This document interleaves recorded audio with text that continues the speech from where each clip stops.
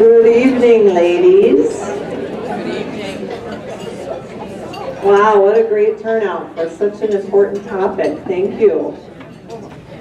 Glad the weather turned out okay so we can all get here. My name is Tammy Barber, and you've seen me at these before, but usually not up here. Nan Taylor had to be somewhere else tonight, and is very sad that she's not with us.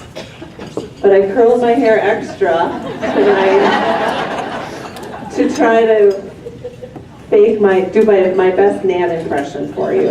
So, welcome to Voice Your Choice. This is a very important topic, but before we get started, we're going to talk a little bit about the donation you brought tonight. Your suggested donation for admission was either a peanut butter or jelly, and you may wonder, where is that going, all that peanut butter and jelly? So we have Barb Bondioli from Rapids Family Backpacks to tell you a little bit about where your very generous donation is going to be used in our community. Thank you, and thank you for donating to our organization today. So when you speak in front of a room full of 200 people, you bring a prop so that you don't get so nervous. So I brought an actual backpack with me tonight so you can see what it is that we do and where your donation will go. Just to explain a little bit, our organization is in its 7th year of existence, and we are a 501c3 nonprofit committee that partners with United Way and the Rapids School District to provide weekend meals in a backpack for families at any elementary school in Wisconsin Rapids in the public school system. We have grown from sending out 3 backpacks a week with bake sale fundraisers and things to now we send out 55 to 56 a week, and that's October through May. So we're very proud of our growth, and we are just exceptionally honored by our community that has embraced us and has really funded us well. We're 100% funded by United Way donations, community donations, and then some in-kind donations from our school district, and also from food drives and things like that. We have no paid staff, no house. We just meet at a school in a schoolroom. So we really are. Your donation is going directly back to families, and I just want to thank you for that, and want you to know that it's going to go directly to someone in our community that's going to appreciate that. Like I said, we do run October through May, but we have big goals. We hope to somehow figure out a way to send out the backpacks during the summer. We also are hoping to partner with a local convenience store that has multiple locations in our community to provide a voucher for some perishable foods, so that your peanut butter and jelly can go on a piece of bread. Sending bread home in a backpack is with a 6 or 7-year-old is not always a good idea. It doesn't make it home. So we've got that goal going, and again, to expand hopefully into the middle school next year would be another goal. So we're just always growing. We're looking for hands-on to help. That's our biggest need, is just energy and people to help us. So if you're interested in joining our committee, or if you know someone who wanted to do a food drive for us, there are some brochures left out on the back table, I believe. Right, in the lobby. Will look like this. I foisted some on some people as they were coming in already, so take a look. And I did provide a list of all our menu ingredients. I did want to explain that a little as well. What sets us apart from just a random amount of food is that we do try to hit on the healthier elements of what families can do. So there's 6 different meals that we rotate. It's not just random food, it's ingredients for a meal. And we list out the recipe. This is an easy one. It happens to just be reheating some beef stew and adding some noodles to it. But each recipe also includes a fruit, a protein, and there's a can of vegetables.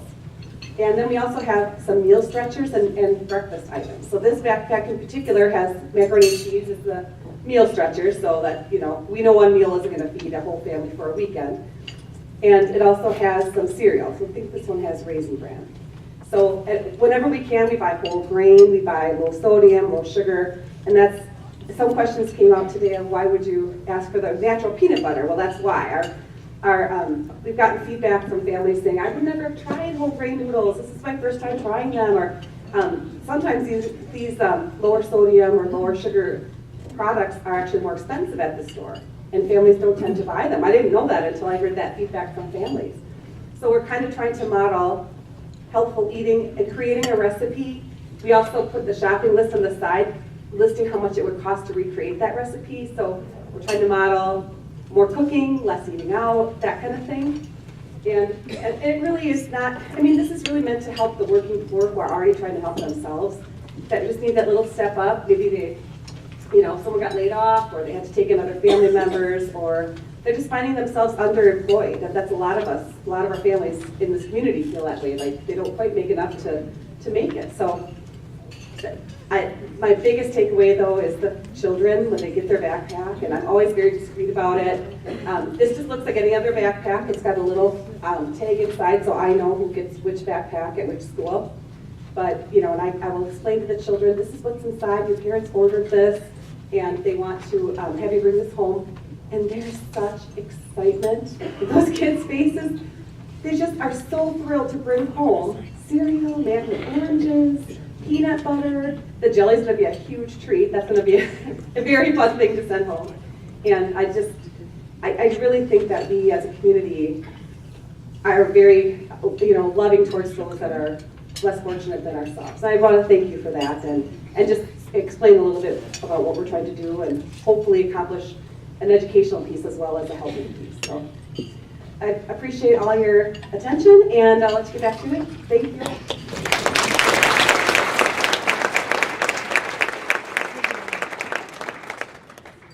Thank you, Barb, for taking the time to come and explain to us where the peanut butter and jelly are going to be used. And for all your work keeping our families fed all year round, or all school year round at least. On to our topic. Well, I have a disappointing news for you. Aspiring Acapella was going to be singing for us tonight, and ironically, our topic is Voice Your Choice. And the song they were going to sing is called One Voice, and one of them lost their voice.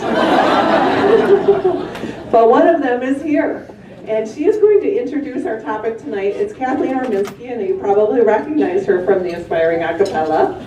And she is famous in many ways. She is also a former critical care ICU nurse and emergency nurse, and she is currently now in the position where she is running our emergency in Stevens Point, at the Stevens Point Clinic. So that's her new position, but she has had a lot of experience on the topic that we're going to talk about tonight. She's going to share just a little bit with you to kind of introduce this topic. Thank you, ladies, for all being here tonight. Knowing that Nan was not going to be here, I had sent Tammy an email, and I said I'm more than happy to introduce the subject tonight because it's something very near and dear to my heart. And I sincerely apologize. Cindy feels awful, but she literally has no voice right now. She was on vacation all last week, visiting with family, and the song just doesn't work when you don't have a lead to sing it. So I'm sorry. If you happen to be coming to Stevens Point next week, we'll be there as well, and hopefully her voice will be back. But as Tammy said, my background is I was an ICU nurse as well as an ER nurse. And as an ICU nurse, one of the things that I really enjoyed about working there is that I got very close with the families.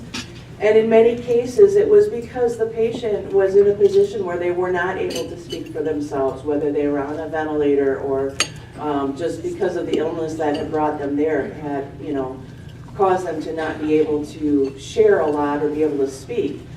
And often, a lot of those conversations went to trying to decide what was the best thing for their loved one.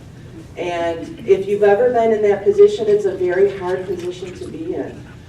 There were families who maybe hadn't seen their parent, as frequently and wanted to do everything possible and really wasn't sure what was the best option. And in an ICU, sometimes there's some really hard decisions that families have to make. What I found is that when families had a good communication of knowing exactly what their loved one wanted, it was a lot easier to come up with that plan of action for them, whether it was, just keeping that patient comfortable, or if it was, doing extra measures or even surgical measures. But knowing what that loved one wanted made that decision a lot easier. And it prevented a lot of guilt. I dealt with families who were dealing with a lot of guilt. They were afraid that if they didn't do something, that they were the ones that was making the decision to let that family member go, or dealing with their own guilt of, I want to make sure I do everything I can.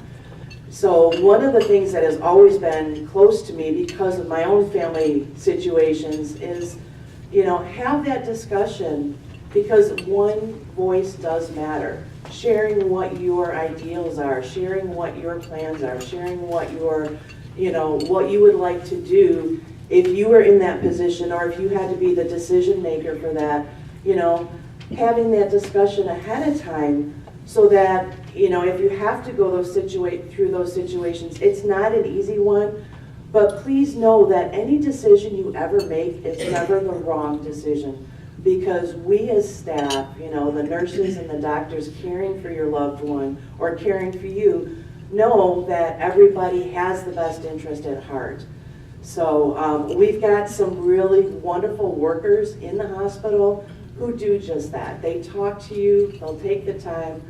I had a patient one time, I was supervisor at the time, and one of the nurses came to me and said, I'm just beside myself, this patient is yelling at us, we don't know what he wants, we don't know what to do for him, he's just yelling that he wants to talk to somebody, and somebody really needs. So I walked in and I brought a piece of paper and I sat down and I introduced myself and I said, if you're okay, I'd like to make sure that I, get everything down and understand what you're saying.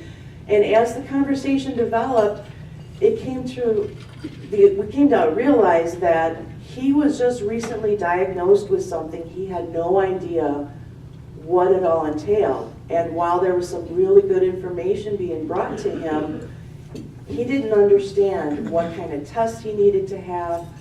He was frustrated and he was hurt and he was scared. And his reaction to being scared was just to lash out at everybody. And as we started talking and started getting him connected to the resources that he needed, actually, Cheryl, I think you were the one who got to follow up with this person. And once he realized that there was help available, he was a different person. And all it takes is that conversation.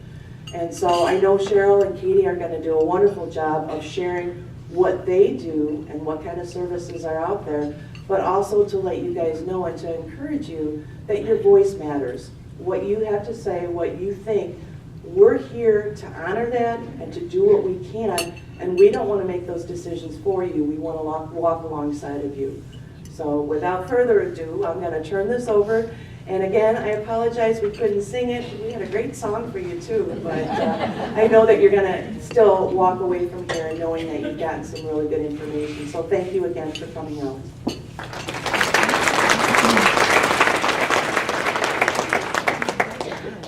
Thanks, Kathleen. And we'll see you soon. They promised to sing a song next time. Get double songs. Well, we're on to introducing our speakers for tonight. You may have noticed when you were going through the appetizer line, you had to make choices. Our theme was choices. And so we had to choose this spring roll or that spring roll, this crisp or that crisp. But we won't make you choose when you listen to the gals who are going to speak with you tonight. You get to have both of them. We have Cheryl Wessling, and she is an Aspirus social worker. She is married and has 2 young adult children, 18 and 19 years old, and a dog, a Habiton, and he thinks he's another child. And she enjoys traveling, meeting new people while learning their life stories, and I know that's really true. And she also likes to garden. And her co-presenter tonight is Katie Schneider. And Katie is the Patient Relations Coordinator at Aspirus Riverview Hospital and a social worker. And she is a recent empty nester with a daughter and son who both are away at college now. And are your kids, you both have a boy and a girl, And they're both 18 and 19, or pretty much the same age too. So they're living parallel lives. So she said although she's an empty nester, her elderly parents recently relocated to the area to help her fill the void in her life. So she still has someone to help take care of. So that's good, because she's a very good caretaker. She enjoys cooking and time with her family and the change of seasons and also traveling. So I think I'll let you talk about voicing our choices.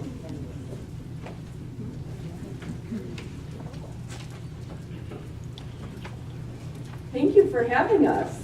It's a privilege to be here and actually to co-present with my good friend Cheryl Wessling. I almost thought we should start out by having a picture of our 4 kids, because way back in the day, we actually had a picture of our 4 children in the bathtub together, and I said it'd be interesting to see if we could recreate that. Of course, with their swimsuits, I don't even think my son would fit in the bathtub by himself at this point. So. I mentioned that to my son too, that was Katie's idea. She was like, eh. Cheryl and I have both been privileged to work at Aspirus Riverview for quite a long time. I'm going on my 28th year. I was a child prodigy and was hired when I was 12 years old. So. And how many years have you been there, Cheryl? It's been a long time too. So. 18 with Riverview and Aspirus, so total 18. So we've been working with advanced directives for a long time, and it's really an important topic. And we were just talking amongst ourselves. How many of you in the room have completed an advanced directive? Can we have a show of hands? That's wonderful. That's really wonderful. So I was feeling like the pressure was on tonight because we didn't have the aspiring a cappella, and Nan's not here, and I thought, oh my goodness, we can't sing for you tonight, so we'll do our best with the presentation. This morning I did our our monthly presentation on advanced directives at the hospital, and I only had 1 person come, so I was having a little bit of a complex, but now I'm really happy to see so many people here tonight. So, without further ado, let's see. We plan for all of these big events, vacations. I was envious listening to someone talk about planning a trip over to Italy coming up soon. Planning for education, oh my goodness, with 2 kids in college, certainly we've had to plan for education, and then also planning for retirement, big events that we have to plan for. But the one thing that we sometimes don't plan for is a medical crisis. I'm sure it's probably not going to be unfamiliar names to you, but any of you recall Karen Ann Quinlan? Probably, yeah. Or Nancy Cruzan. More recently, Terry Schiavo. So whenever we have these names or these situations come up, I always see an influx of people that are interested in doing their advanced directive. Just a little bit about the Terry Schiavo case, just to kind of start us out. Back in 1990, she was a 26-year-old woman, and she suffered cardiac arrest at her home in St. Petersburg, Florida. They resuscitated her. However, because of the loss of oxygen to her brain, she really had a lot of brain damage. And there was a struggle between her husband and her parents as to what Terry would have wanted in terms of being kept alive. And so the husband had said, I really feel that she wouldn't want to be kept alive by artificial means, and the parents were very much against that. So 15 years later, 14 different appeals and numerous motions, petitions, and hearings before it was resolved and she was allowed to go. That's why we're here tonight, is to try to avoid a situation like that from happening. So really important. I think probably all of us, myself included, could come up with an example from our own family situation about someone we know that maybe didn't verbalize what they would want or what they wouldn't want in the event that there was a medical crisis and they couldn't speak for themselves. So, we're going to talk about advanced care planning and why it's important. Jump in, Cheryl, anytime too. Yeah. So, advanced care planning, it really allows others to know what your healthcare wishes are, which is really important because in years gone by, you probably remember if you were hospitalized that your primary care doctor rounded on you when you were in the hospital.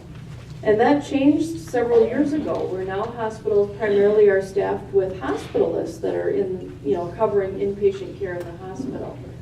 Also, emergency department doctors probably don't know you either. So the hospitalist, when you're maybe at your sickest and you're in the hospital, might be unfamiliar with your wishes, with your past medical history, with your family dynamics, with what you would want or what you wouldn't want. Now, I don't want to suggest that there's not communication between your primary care doctor and the hospitalist, because there is communication, but it's different when you have a doctor overseeing your care that doesn't necessarily know the intricacies of your family dynamics and what you have said that you would have wanted or wouldn't want.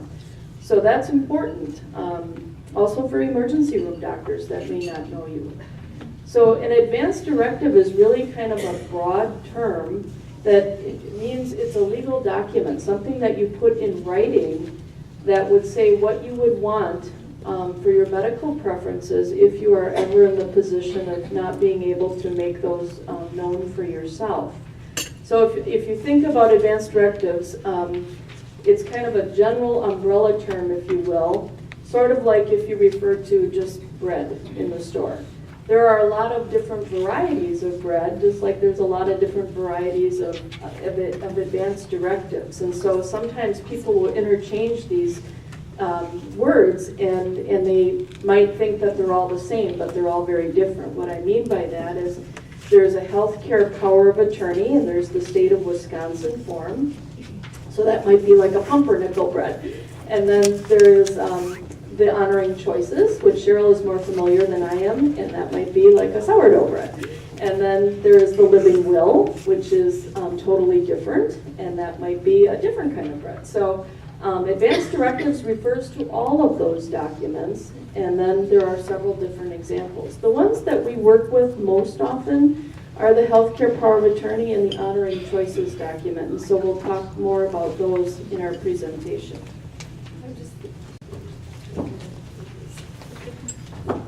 Too bad we don't have two of these, but that's okay. So another thing I wanted to mention, another type of advanced directive is the do not resuscitate or a community do not resuscitate bracelet. So we'll talk about that in a little bit too. And then a power of attorney for finance document isn't necessarily an advanced directive, but it's also something that you might hear people say, or we hear, I guess, people say that, oh yes, I have a power of attorney. And then when we get the form at the hospital or at the clinic, really what we're looking at is a power of attorney for finance document and not healthcare. So what we're most interested in seeing is your healthcare power of attorney for healthcare document. But one thing that the power of attorney for healthcare document or a living will or an honoring choice document is not a release of information. So if you have completed your power of attorney for healthcare, or you and your husband, or if I have my power of attorney and I've named Katie as my agent, Katie cannot just call the clinic or call the hospital and get information about me until my power of attorney for healthcare document is activated. So that's another thing that we hear often is people say, well, I'm their power of attorney. That's true that you are on the document, but the document isn't activated yet, so we can't just release information to you. And we'll get into that a little bit more too as far as the activation, but just kind of wanted to let you know that a release of information is different than power of attorney for healthcare. That's a good point. So important to have advanced care planning because others may not know your family dynamics and might not know what your wishes are. And then also it authorizes people to act on your behalf, which is important because lots of times there's important decisions to be made in healthcare. So if you're having a surgery, you might be familiar with the informed consent process. So somebody has to give informed consent for a surgical procedure, either a competent adult or somebody that has legal guardianship or an activated healthcare power of attorney.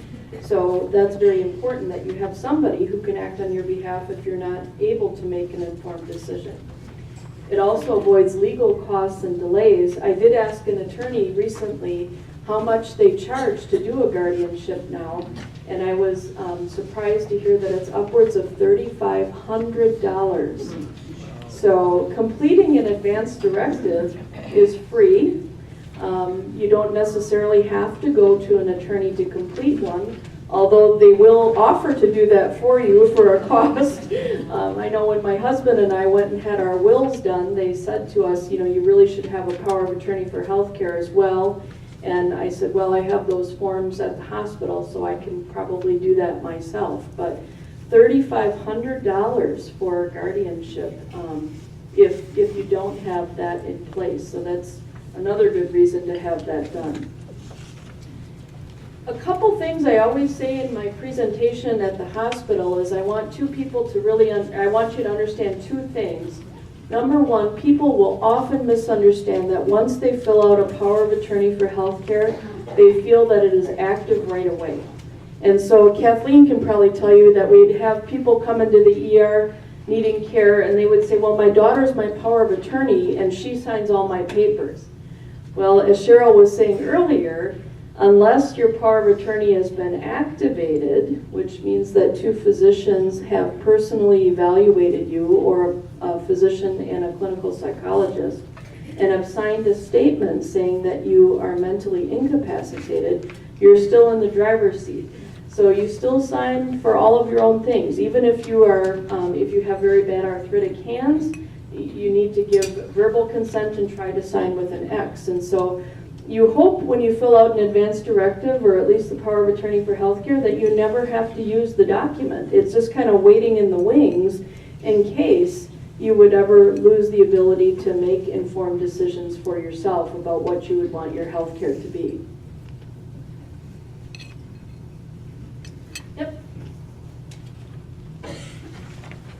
So advance directives are legal documents that are recognized by state statutes. So the state of Wisconsin does have a power of attorney for healthcare form. It can be found online. You can actually even complete it online.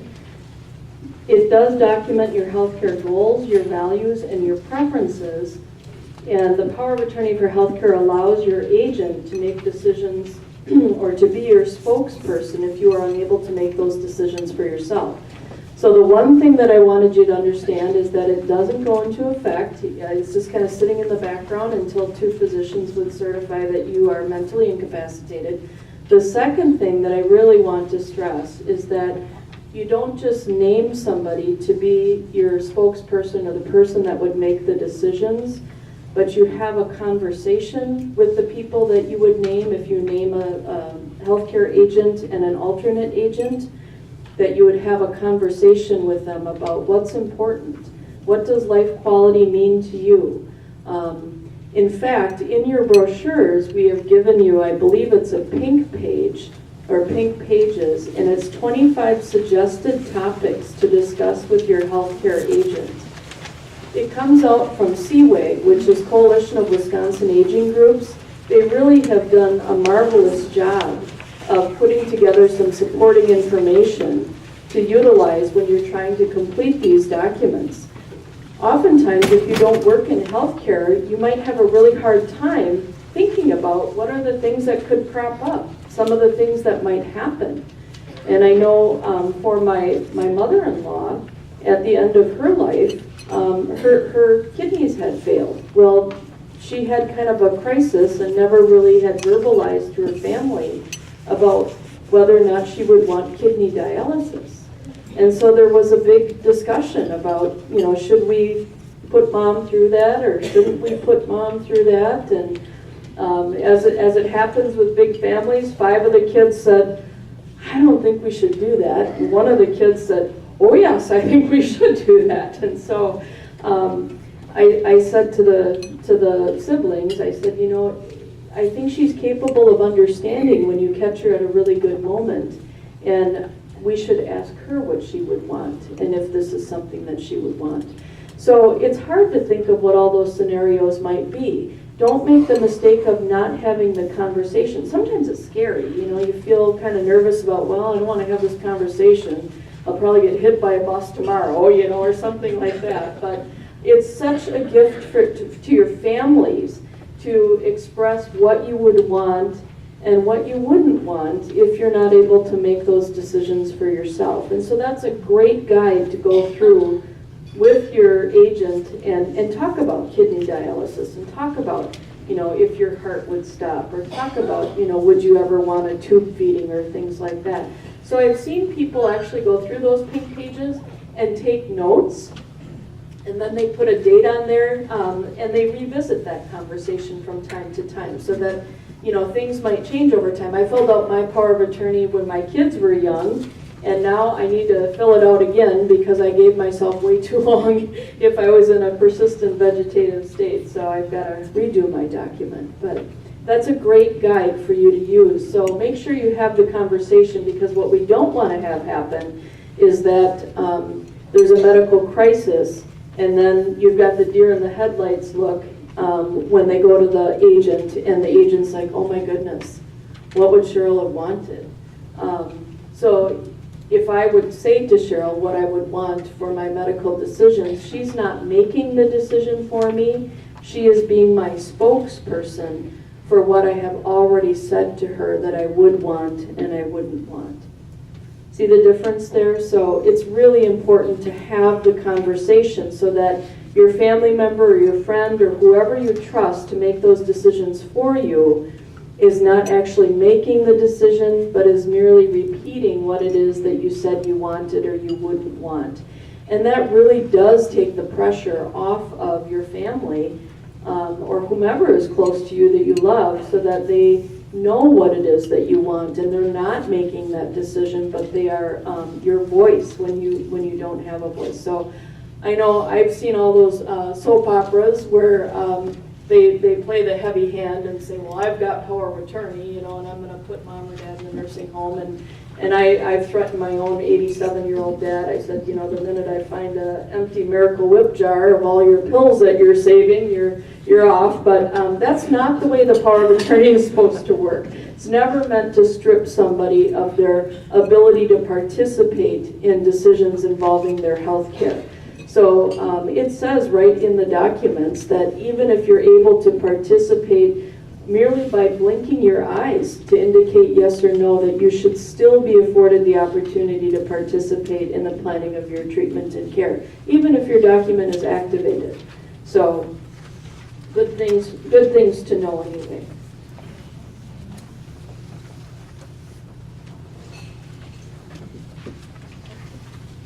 So this might be news to you, but the state of Wisconsin is not a next of kin state. So I had a hard time explaining this to my folks because I don't think my dad's made a medical decision in the 50-some years they've been married. I think my mom's pretty much the spokesperson. But I said to them, you know, you really need to create a power of attorney for health care. Well, why do we have to do that? And I said, because Wisconsin is not a next of kin state. Or are you kidding, she says. He's not made a medical decision since we've been married. I know some of you are laughing, you know how that goes. I can say my husband's probably in the same boat too. But what that means is that if something were to happen to you, they can't necessarily speak for you on what you would want or what you wouldn't want. Legally, that's not the law in the state of Wisconsin. And so it's really important that you have something in writing and that you do name somebody to be your spokesperson so that you don't wind up in that boat. Some states are different and they do have laws, but Wisconsin is not a next of kin state. So very important to recognize that and to plan for that. I mean, basically what this graph is kind of showing is essentially spouses cannot make decisions for spouses.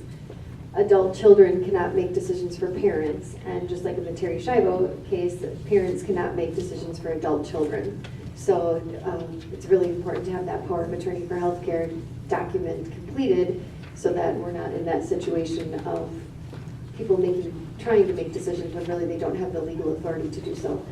And then essentially without the conversation, which we've kind of talked about, that can, and Kathleen alluded to, is that there can be confusion at the bedside, not knowing what to do, conflict among family members, as you were mentioning with your own family, and the guilt, really just having that crisis in front of you and what would they want, and I have to make a decision, or there has to be something done. I mean, the physicians are going to make the life-saving decisions, but beyond that, there needs to be some understanding of what your loved one would want.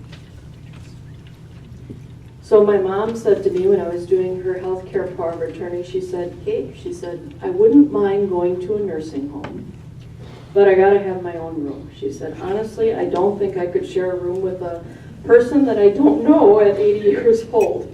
And so I said, that's a good thing for me to know, Mom. So I said, you know, we need to probably put that in your document so that I know if you ever need a nursing facility that I should be looking for one that can accommodate a private room. So things like that, you know, conversations like that are important to have about what you would want and what you wouldn't want. And then on my side, my daughters told me, Mom, I'm never, ever putting you in a nursing home. And I said, it's okay, you can. If you really have to. I've seen the stories that how caregivers can get very burned out. So I'm like, it's okay, you can. And in my power of attorney for healthcare, I list who I want as my roommate. And it's not my husband.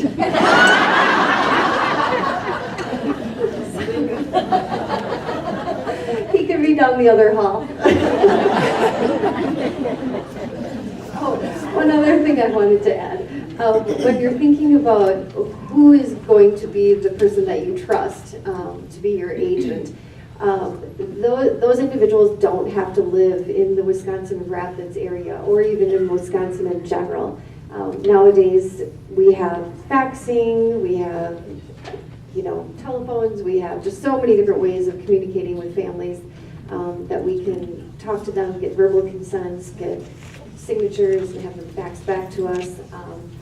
And then another thing to keep in mind is that you want to keep your, we'll probably talk about updating the power of attorney for healthcare, but keeping the phone numbers updated on your documents so that if we had to get a hold of family members or something, we would know how to get a hold of them. And the last thing about that was to, with your agents, whoever you're listing, to keep in touch with them so that they know what your health status is. So they're not surprised if they get a phone call. Sometimes they are surprise phone calls because that's how health is. But to keep in contact with them, to update them and let them know what your health status is so that they can kind of be making some decisions along with you or helping you, you keeping them informed as to what you want.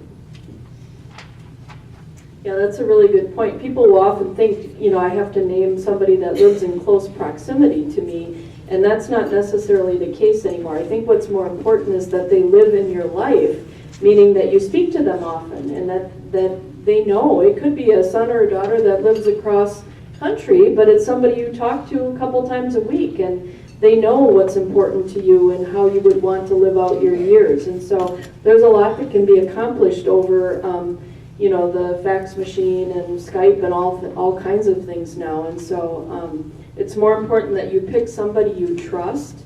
I've had it happen only once in my tenure anyway, where there was a daughter that had been named for somebody who became mentally incapacitated, and the document was activated, and it was an issue about tube feeding.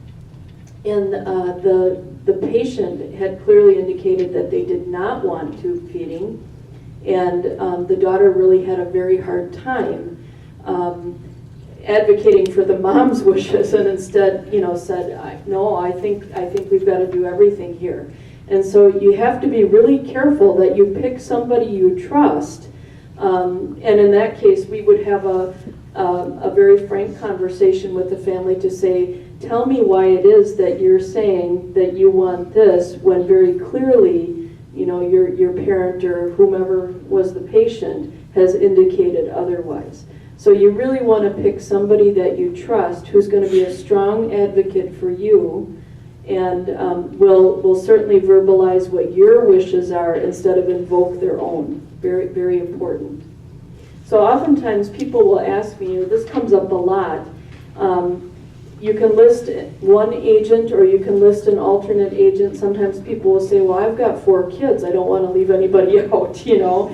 Can I put either or? No, you can't do an either or. You can certainly list more than an alternate agent, but you have to list them in order. So it has to say, this is my number 1, this is my number 2, this is my number 3, this is my number 4. You can't do an either or. So what I've said to people before is you might want to designate different kids for different things. Like I don't know a lot about finance, and so my brother is the power of attorney for finances if something happens with my folks that they can't manage that. And I'm the healthcare power of attorney. You might have somebody else be the boots on the ground person. Hey, you're going to be our go-to for stuff that we need managed around the house, you know, to organize grocery shopping or lawn care or things like that. So you certainly can delegate different things to different kids. But important that you list in order what those are. I'll just add one thing. The Honoring Choices document that Aspirus is using has a line for 3 agents. And if you were to go online and use the Wisconsin document, it has a line for 2 agents. Again, Katie's mentioning, you know, you can list more, but if you were comparing the documents, you would see that difference. 3 on the Aspirus and 2 on the Wisconsin. Either way, it's fine. I think you have Honoring Choices in your folders, which is a great document. State of Wisconsin form, I think we may have some copies of that here too. Also a very good document. Very easy to complete. The good news is that if you complete the document and 5 minutes later you decide something else, you can rip it up and start over, and the new document supersedes the previous one. So once you're familiar with the document, it really isn't a big deal to start over with a new document. So how can you give this gift to your family? Well, anybody that is 18 years of age or older really should complete a power of attorney for healthcare. Those names that I mentioned earlier, Karen Ann Quinlan, she was 21 years old when her medical crisis happened. Nancy Cruzan was not a very old woman either. I don't remember how old she was. And Terry Shivo was 26. A medical crisis can happen at any time. And I was really proud of Cheryl to say she's got her kids who are 18 and 19 already filled out their documents. My kids have not, so I'm a little behind the ball here. But anybody that's over the age of 18 that's a competent adult really should have a document filled out. So how can you get the documents? Well, you've got the Honoring Choices in your packet there. And that does follow the state statutes. It would be honored all over the state of Wisconsin, so it wouldn't just be honored at Aspirus facilities. It would be honored anywhere that you would seek medical care in the state of Wisconsin. You can also get copies of documents at your provider's office. So we have them free of charge at the hospital. They also are at the clinic, correct? Yep, free of charge at the clinic too. And then they're online too. So if you wanted to go online, if you're computer savvy, you can also go online. State of Wisconsin forum is certainly on there. If you just Google State of Wisconsin Power of Attorney for Healthcare, it will get you to the site. And then we have monthly workshops. Actually, I do those usually. If I'm not available, there's another social worker that will fill in for me. And they're always on the first Wednesday of every month at 9:30. And I think we have some brochures here today. So if somebody's interested in coming to the monthly workshop and would like to ask individualized questions and you don't feel comfortable doing that in a big group, or you want us to look over your document, you're always welcome to come to that workshop as well, and we'd be happy to help you with that. And then you folks also have individual appointments available on certain days of the week. So if you were in your packet too, there's an Honoring Choices brochure, and on there, it'll be on the screen at the end too, but it's this document or this brochure. If you want an individual appointment set up so that you can come in and talk about the document and have help completing it, you can contact this phone number and we can sit down together and fill that out. They are typically set on Thursdays over at the Spirus Doctor's Clinic on Highway 54 and Thursdays at the Aspirus Riverview Clinic over here connected to the hospital. But certainly if you want to, you can set up an appointment anytime. Just to put in a little plug about the 18. So something to kind of remember is, so if you have grandchildren or children or something like that, some of the trigger points would be when they're graduating from high school. So that would be a trigger time of getting the POA, or Power of Attorney for Healthcare, done. When they're voting, or going to be registering to vote, so that would be another time of, hey, it's time to also do your Power of Attorney for Healthcare document. So some of those monumental time frames or time periods would be good times to get it done. I don't know if this is true, but I had heard, and maybe somebody might know this, I had heard in La Crosse, because this is kind of where in Wisconsin the Power of Attorney for Healthcare and Advanced Directives originated, that kids before they can graduate from high school have to complete a Power of Attorney for Healthcare if they're 18 years old. I don't know if that's true or not, but I thought it was kind of an interesting idea. A million years ago, it seems like, but back in 1990, I was an intern at Gunderson Lutheran in La Crosse, and they have a medical ethicist who's very well known by the name of Dr. Bud Hammes. And he did a lot of work on the healthcare power of attorney, so I think what you're saying is probably very true. And he also is behind the Honoring Choices document as well. So, in fact, I read an article when I was preparing for the presentation today that said a little town in Wisconsin is the best place to die. And I thought, gee, that's a funny thing. And I clicked on it to find out what town, and here it was La Crosse, because everybody knows what their wishes are. So. I think they have a campaign instead of Girl Scout cookies coming to the door. It's advanced directives, but they're free.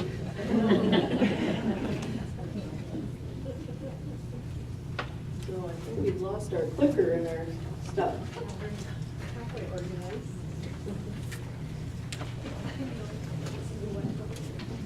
Oh, there it is. Okay. I lose my keys to my car all the time. So, lots of times when you get it done, you think, oh, that's my New Year's resolution, I got it done, I don't have to think about it, which is, true to a certain extent, but there are times that you really do need to revisit the document. So I just had this conversation with my folks, and they said, well, what do we have to do that for? They said, you know what we want. And I said, no, I'm not sure I do know what you want, and honestly, the last time we had completed their document was, I think, around the mid-90s. And I said, there's a whole lot that's changed with your healthcare and everything else. And so they decided at that point in their lives that probably it wasn't a good idea to name each other to be their spokesperson.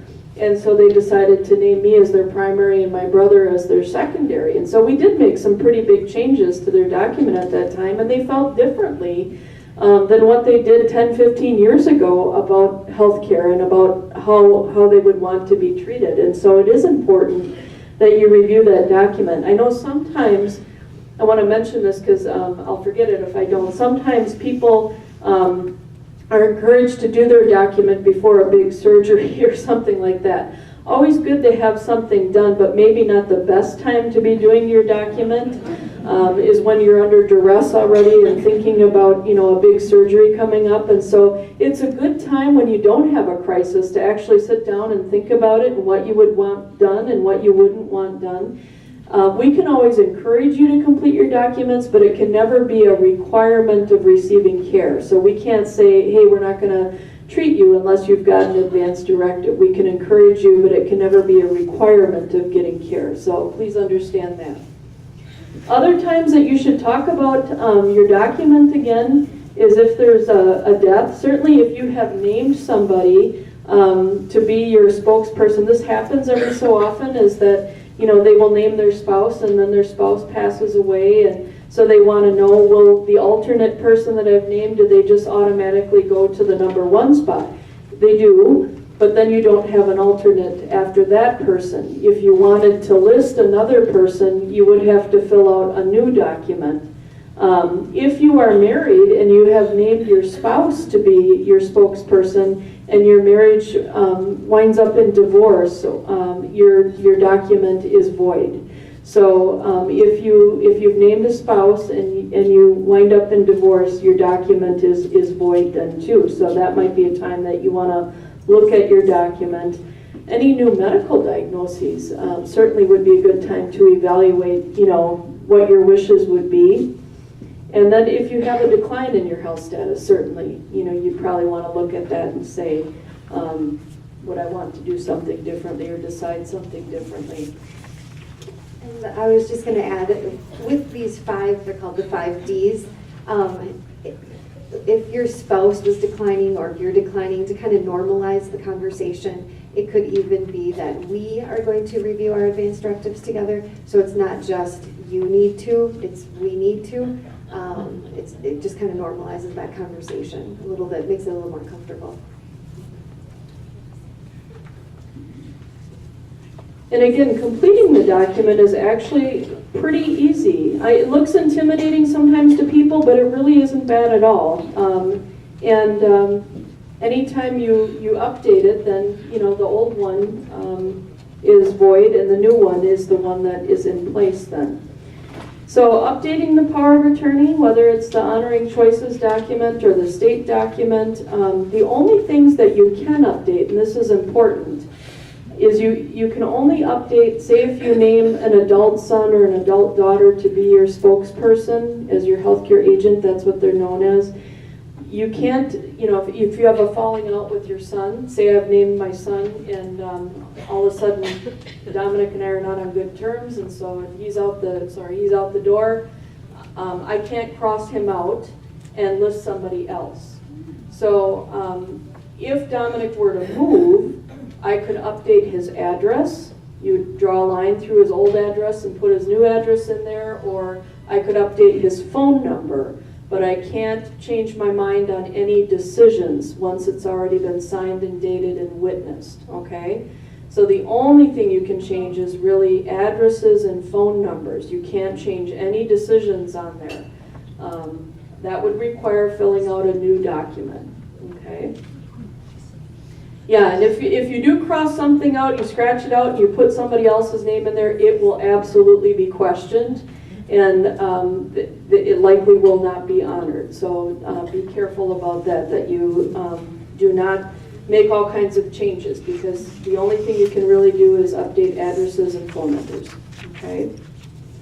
So what do you do with the darn thing once you got it done? So people will often ask, now what? I got it done.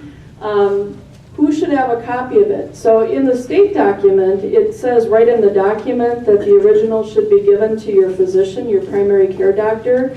But if you look at the supporting information that comes from CWAG or the Coalition of Wisconsin Aging Groups, it says disregard that. You want to keep the original yourself. And then copies of your document should be given to your primary care doctor, any specialist that you might have. So if you have a heart doctor or a lung doctor, you would want to make sure that they have a copy of your document. Your agents should have a copy of your document. So if you have 2 of them listed, if you have your spouse or an adult child, they should both be given a copy of the document. And then any hospital that you would go to. And it would be the medical records department that would take copies of your documents. So you don't have to worry necessarily about running around and finding a Staples and having them run off 6 different copies, because I'll tell you, we are so happy when people bring their documents in. We will be glad to make those copies from your original and give you your original back. So bring them to the medical records department. We'll be glad to make those copies for you. And then the nice thing is they get scanned into your permanent medical record. So you don't have to keep bringing it in every time that you would be in the hospital. It would automatically come up as active or in your medical record once you have given it to us. So that's good. So that's what you should do with the document once you have completed it. And then keep track of where you give copies to, because if you make a change, you have to update an address or a phone number, you want to make sure that all of the copies you've distributed have those updated addresses and phone numbers, okay? One thing, when you bring it to the medical records department, we have a process that, or at the clinic and at the hospital, that medical records or a social worker will review the document to make sure that all of the components of the form are completed correctly. So that way, when you're in the hospital, and if we have to pull up the form to look at it, we'll know that it's a valid document with the appropriate signatures. There aren't things crossed off that shouldn't be crossed off. So you might get a phone call back from the medical records department. You know, they'll take it from you, and then they'll kind of put it in our pile so that we'll review it. You might get a phone call back or a letter back saying this page was missing, or this part was crossed off and so it needs to be redone, or the witness date and the agent date are different. So there could be some different things that we're looking for, and if any of that is a red flag that it looks like it wouldn't necessarily be legal, then we'll send you a letter and let you know what needs to be changed. So another question that we get often is, do I have to have that incapacitation form? So do I need to have that on my person just in case something would happen and I wouldn't be able to make medical decisions for myself? What do I do with that? And you don't have to have it on your person. Every clinic, every hospital in the state of Wisconsin probably has some version of the incapacitation form. Activation, this is where we're talking about activation. And so sometimes what happens is you don't really know, sometimes it's a sudden change where somebody's not able to make decisions for themselves anymore, and so it's a pretty quick decision, but two doctors or a doctor and a clinical psychologist do have to personally examine the patient and then sign the incapacitation form, which gets physically attached to your healthcare power of attorney. That is what activates the document. The nice thing is that it's a fluid document in that sometimes there can be a temporary confusion that can resolve pretty easily if you have a small stroke, or maybe you've got a urinary tract infection, and so if it clears, it only takes one physician to personally examine you and then sign a statement that you're now mentally capacitated and able to make your decisions again. So it can go back and forth, which is kind of nice, that it doesn't have to be once and done. Now, for folks that might have some memory issues or be getting gradually more confused, it's really hard. I always call it the golden moment of incapacitation. Sometimes it's hard to determine when is that golden moment.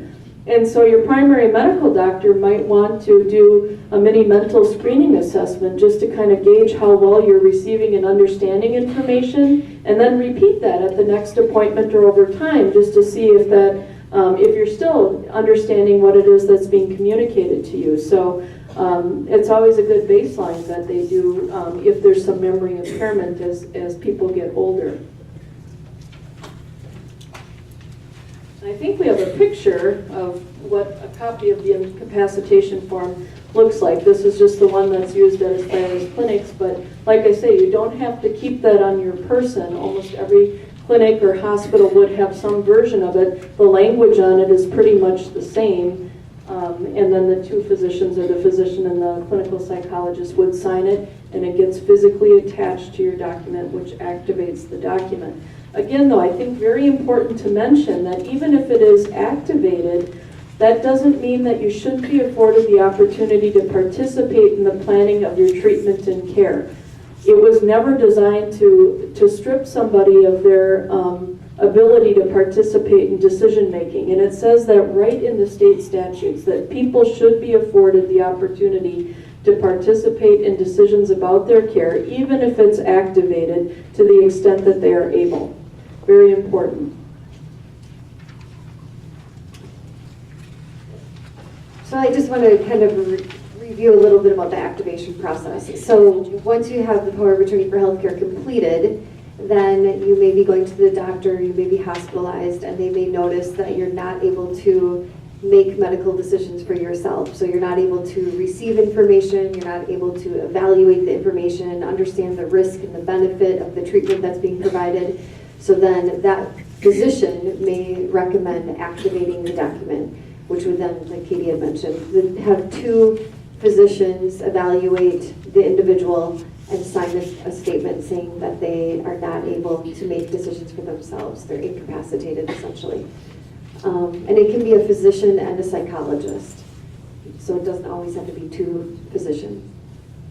Typically it is, though, because that's usually the access of the medical team that we have available. The other thing I wanted to mention about the incapacitation form is sometimes it's a good idea to take those documents to the bank.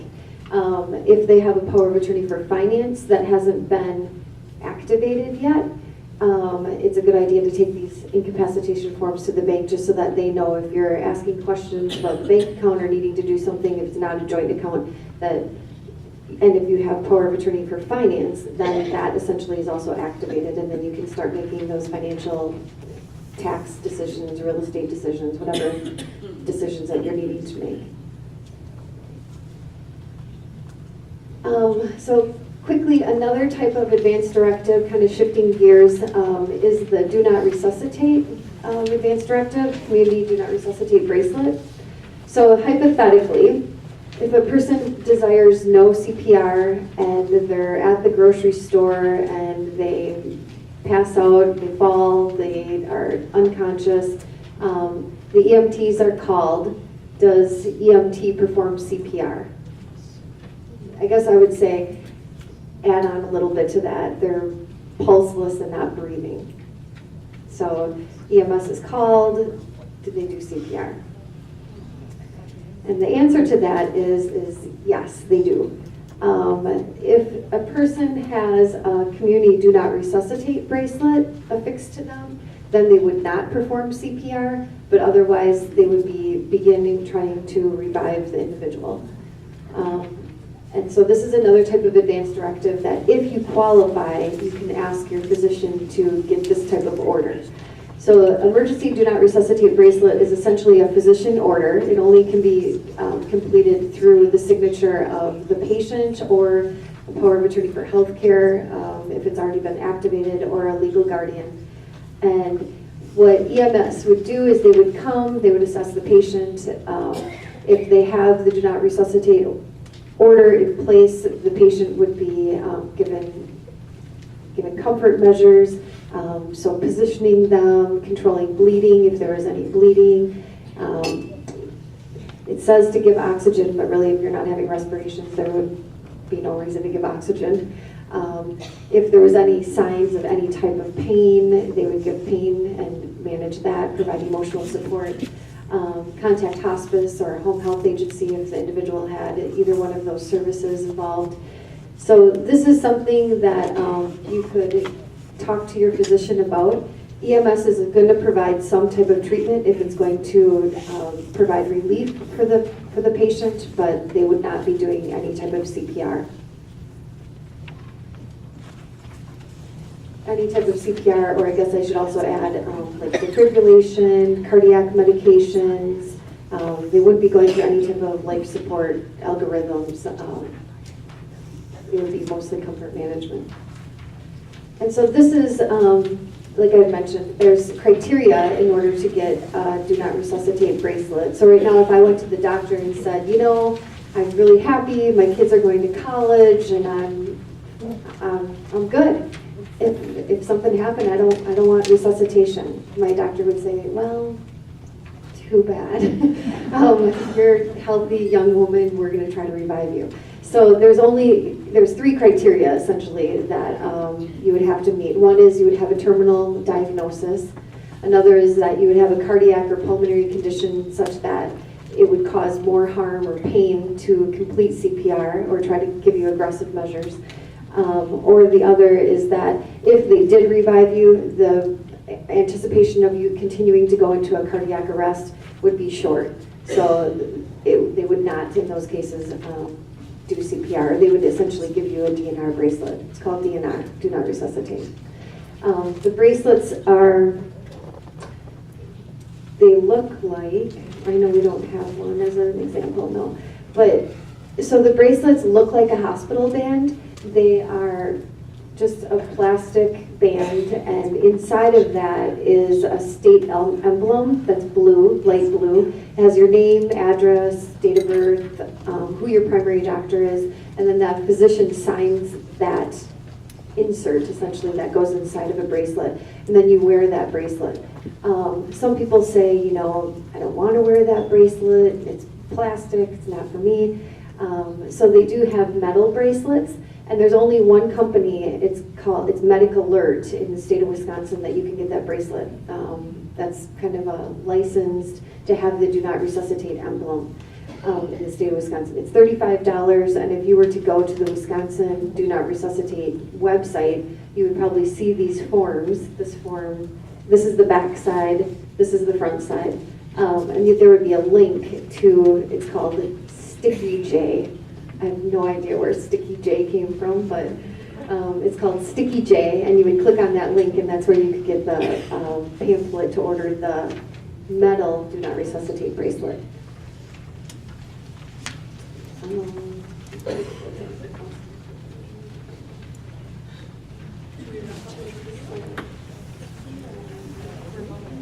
Is it? Okay. So this is a quick little video about some of the things we stressed, and it's really important to get the document completed, but more important, or equally important, I'd say equally important, is to have the conversation about what your healthcare wishes are. So this is just a short little video from the Medical Society of Wisconsin.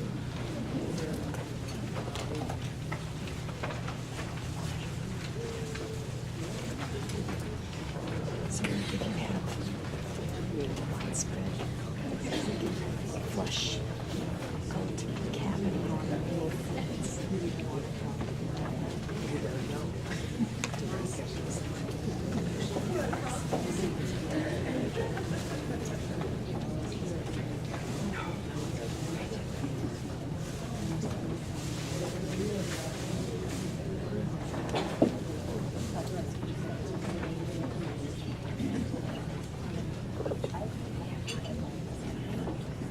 This is not how we want you to be with your conversation. Silence. We want you to talk.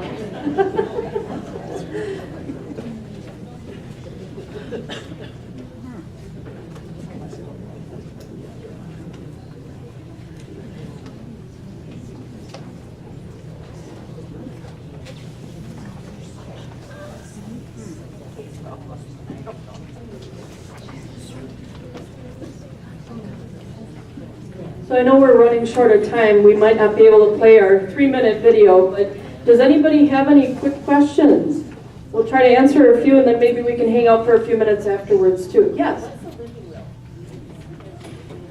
That's a great question. So a living will is also considered an advance directive, but it doesn't authorize somebody to speak on your behalf. It's really a set of instructions to your physician on how you would want to be treated in very limited circumstances. So if you have a terminal condition, which in medical terms is defined as 6 months or less to live, or if you're in a persistent vegetative state.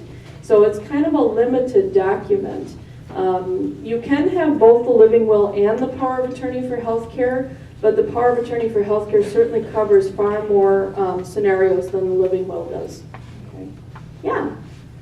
If you're traveling, you mentioned the Wisconsin power of attorney for healthcare, will that be honored out of state, or if somebody's from out of state, will it be honored in Wisconsin? That's another excellent question. So the question is, if you're traveling out of state, will your state document be honored in other states? Or if people are here in Wisconsin and have a document from, say, Florida or somewhere else, will that be covered in our state? It is to the extent that it's covered under our state law and if it's validly executed. So if there's provision in there for feeding tube or admission to nursing home, those things are covered under our state law. They would be honored in the state of Wisconsin then.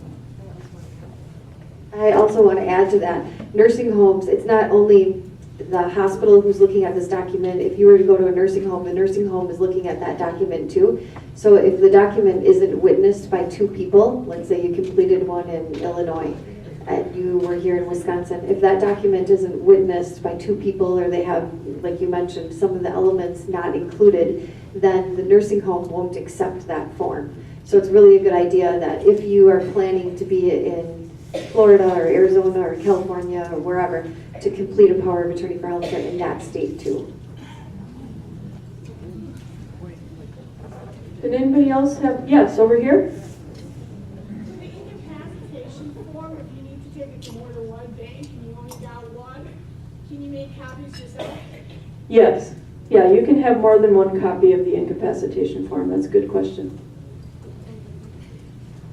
The other thing is the incapacitation form, the copies are legal, and same with the power of attorney for healthcare document. So the original is obviously legal, but also multiple copies of it. Copies are legal documents too. What's the turnaround time of getting the two physicians to declare your incompetent? They usually try to do it within the same clinic visit. So if you were coming in for that reason, they usually try to have another physician come in and do an evaluation. And then in a hospital setting, they always have more than one physician on staff.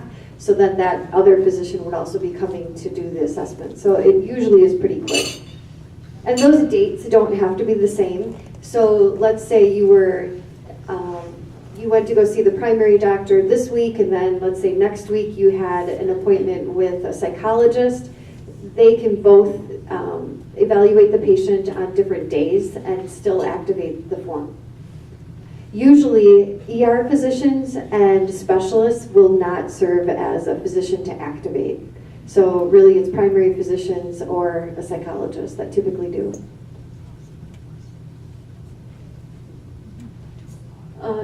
In the back there? Yeah, now, in the same question, if someone is in dementia or entering dementia, again, it takes the two signatures and then the power of attorney agent will then take over? Yes. So if you have somebody that has a dementia, it would take two physicians to personally examine the patient and sign the statement of incapacity, which gets attached to the document that activates the document. So not active until those two physicians have signed the document. Yeah. Was there a question over here? Yeah. Yeah, you make it sound so easy, and I've been in these cases. And, you know, in one instance, you can say, I don't want a feeding tube, but then there's all these other circumstances that compound your answer. And by filling just out the simple form, it isn't that easy.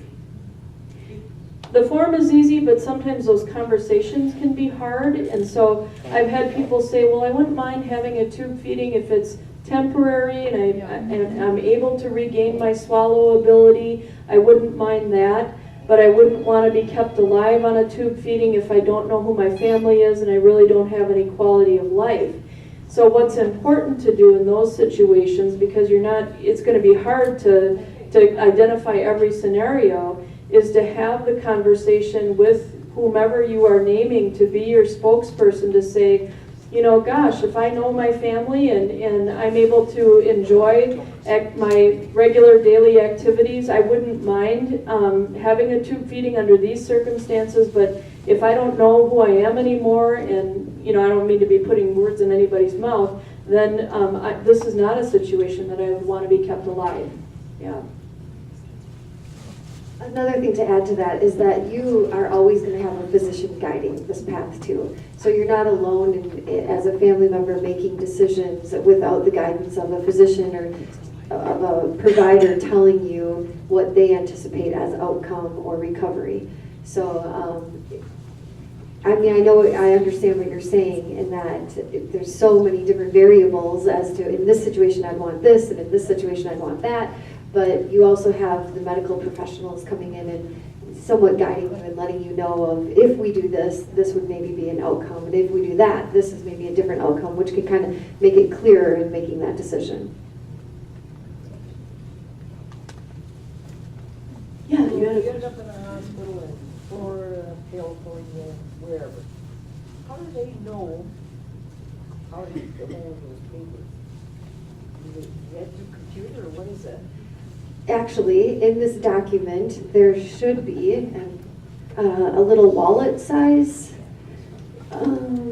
or when you complete this document, if it's not in this one, I think it is, you carry it with you in your wallet. Yep, and then they know who to contact and where to go to try to get these documents. So I don't know if it's in this one. You know, yeah, it gets creative, I'll tell you. Sometimes we have to call police, or we have to look in your back pocket and find a Walmart receipt, and it says your name on something. Sometimes it's creative detective work, but it works out usually. So I think we're about out of time, and there's probably door prize drawings, and we can hang around for a few minutes if people have questions. Otherwise, please don't hesitate to give us a call if you want individual help. They have appointment times, or you can come to the monthly workshop at the hospital.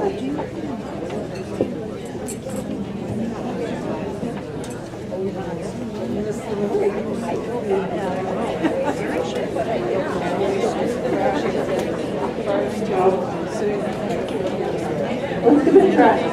Okay. We're going to give this a try because we're not quitters.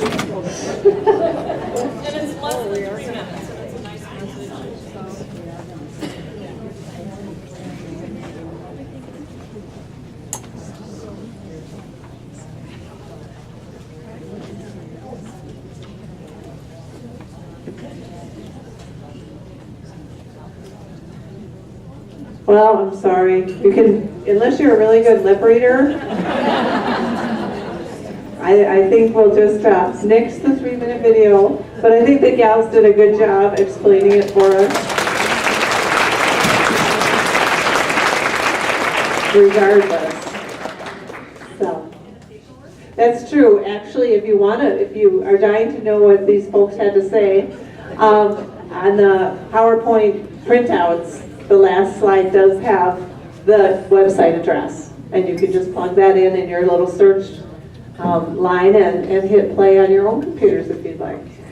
So we're going to let you know first that a gal who was just sitting here, and I think she went to her station out in the lobby, Lil Schotten is the nursing supervisor at the clinic, at Aspirus Riverview Clinic here in Wisconsin Rapids, Rome, and Coosa. And she is also very highly trained and experienced with this topic. And she is going to be at a table where there's some materials if you'd like to stop in and ask her some questions. And Cheryl and Katie will also still be here as well. So by chance, if any of you were just working ahead and doing your homework and you filled out your power of attorney for healthcare while we were talking,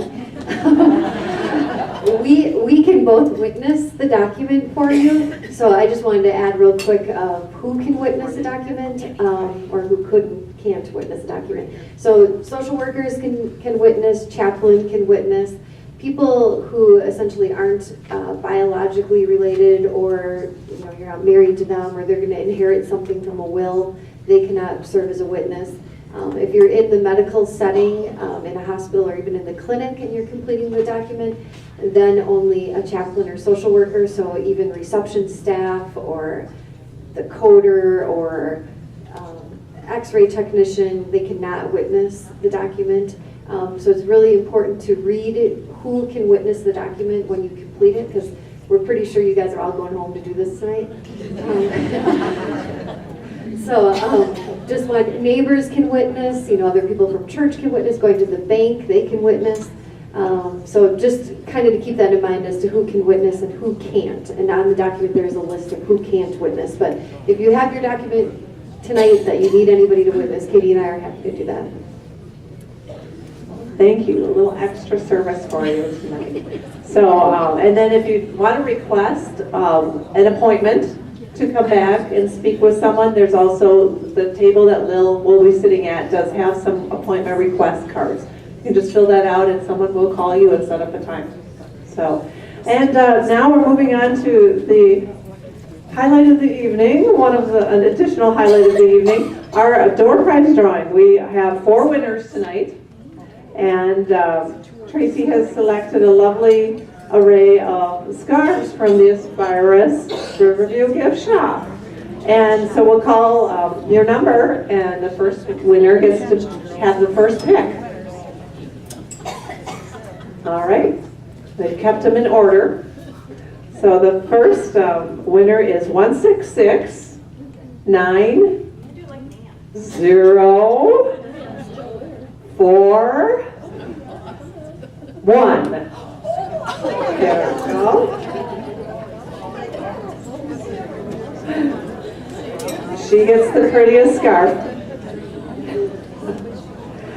Our second winner is 166 8 9 4 0. Anybody? 940. No? Oh, too bad. Too bad for them. Oh, you have it. Well, congratulations. Almost gave your scarf away. And our third winner, 166 8927.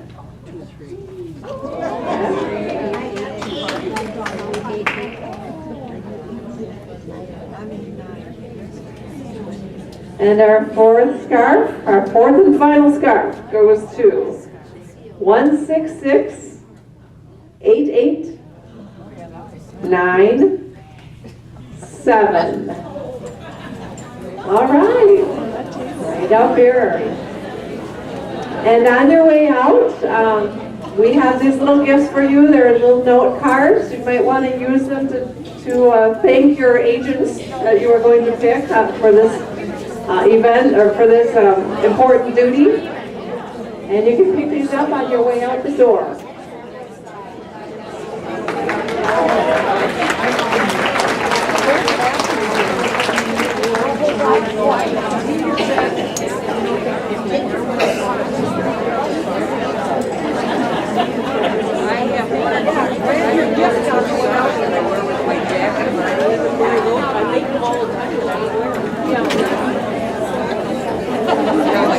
She has one for every jacket she has.